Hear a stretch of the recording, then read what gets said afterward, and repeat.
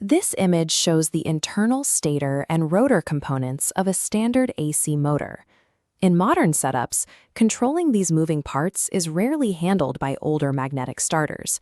They have been replaced by variable frequency drives, or VFDs. Our objective today is straightforward.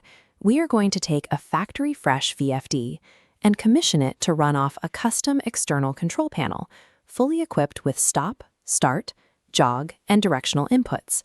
To complete this commissioning, we have to handle two distinct steps. We will physically wire the control circuits on the terminal block, and then we will dive into the unit's software to override specific factory parameters. Connecting the wires provides the physical path, but adjusting the software tells the drive exactly how to interpret those specific signals. We have to correctly align both of these elements in order to create a safe, fully operational motor control center. Step 1 involves the terminal block. Before connecting any wires, you must account for a strict physical rule. The VFD supplies its own internal power for the control circuits. That power comes from a specific terminal labeled DCM, which stands for Digital Common. This is the origin point for all of our control signals. Because the drive relies entirely on this internal source, you must never apply external line voltage to these digital inputs. Doing so will immediately destroy the unit's circuitry. This diagram shows a stop-start circuit. Voltage flows from the DCM terminal through a closed stop button to input 3, enabling the drive. A parallel wire from the start button branches to inputs 1 and 2 to send a run command. By relying on a normally closed circuit for safety and a momentary closure to start, we establish a secure run loop built entirely on the drive's own low-voltage signal. Digital inputs 1, 2, and 3 are what we call user-defined inputs. This means you can program the drive to map specific actions, like reversing or holding speed, to any of these terminals. This updated schematic integrates a forward and reverse selector switch, bridging a connection to digital input 2. The logic relies on voltage presence. Closing the switch sends voltage to input 2, commanding reverse rotation. Opening it defaults to forward. For maintenance or precise alignment, we also add a momentary jog function. This third schematic highlights a separate, normally open push button connected directly to digital input 6.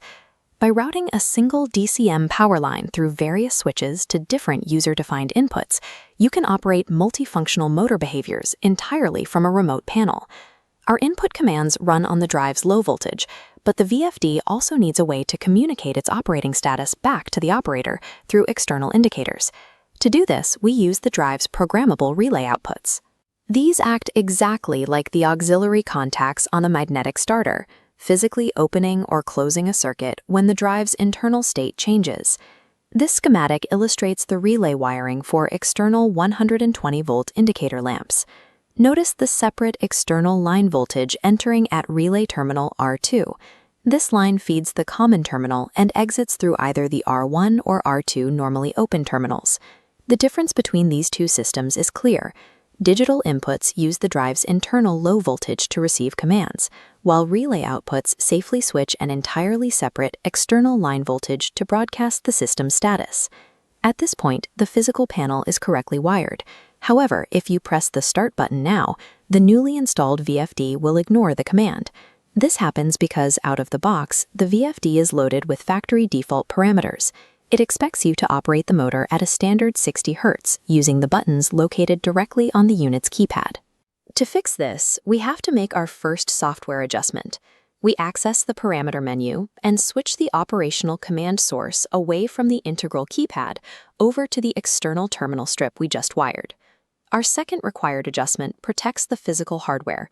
Every motor has a specific full load amperes, or FLA rating, printed on its physical nameplate. We manually locate the VFD's maximum current parameter and lower it to match that FLA rating. This ensures the drive will shut down power if the motor draws too much current, providing essential thermal protection. The software parameters must exactly mirror the physical setup. If the logic fails to account for the actual wiring and the specific motor limits, the hardware cannot execute your command safely.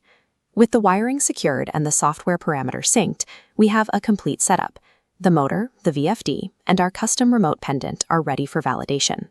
Pressing the Start button sends the run signals, bringing the green light on as the motor shaft smoothly accelerates to its commanded speed. Toggling the selector switch initiates a controlled ramp down before the motor safely reverses direction.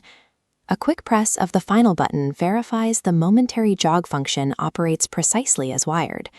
By correctly identifying the internal power source, protecting the low-voltage inputs, and programming the drive to recognize the external circuit, operators can safely engineer exact, repeatable motor behaviors for any application.